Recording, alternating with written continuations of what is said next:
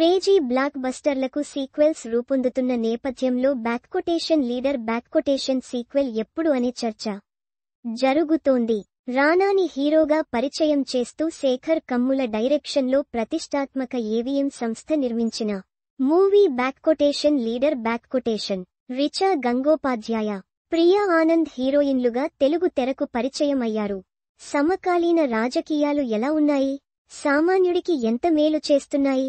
రాజకీయ చదరంగంలో ఎవరుగా మారుతున్నారు?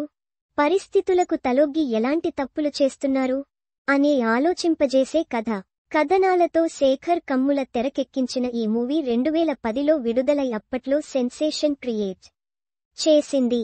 సినిమా విడుదలై 15 ఏళ్లకు పైనే అవుతున్నా దీని సీక్వెల్పై శేఖర్ కమ్ముల స్పందించలేదు.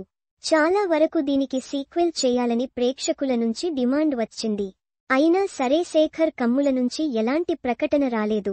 కొన్నేళ్ల క్రితం సూపర్ స్టార్ రజనీకాంత్ రాజకీయాల్లోకి ప్రవేశిస్తున్నారని ప్రకటించిన సందర్భంలో బ్యాక్కొటేషన్ లీడర్ 2 బ్యాక్కొటేషన్ని ఆయనతో చేస్తారని ప్రచారం జరిగింది.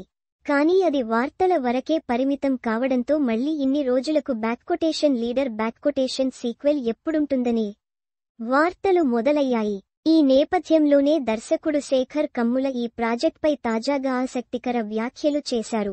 ధనుష్తో చేసిన బ్యాక్కొటేషన్ కుబేర బ్యాక్కొటేషన్ రిలీజ్ అవుతున్న సందర్భంగా ప్రమోషన్స్లో పాల్గొంటున్న ఆయన బ్యాక్కొటేషన్ లీడర్ బ్యాక్కొటేషన్ సీక్వెల్ గురించి స్పందించారు.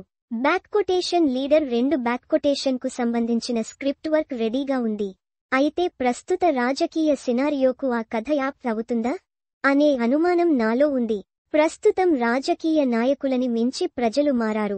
ఇలాంటి పరిస్థితుల్లో బ్యాక్కొటేషన్ లీడర్ 2 బ్యాక్కొటేషన్ కథ ఫిట్ అవుతుందా అనే అనుమానం ఉంది. బ్యాక్కొటేషన్ అంటూ అసలు విషయం బయట పెట్టారు.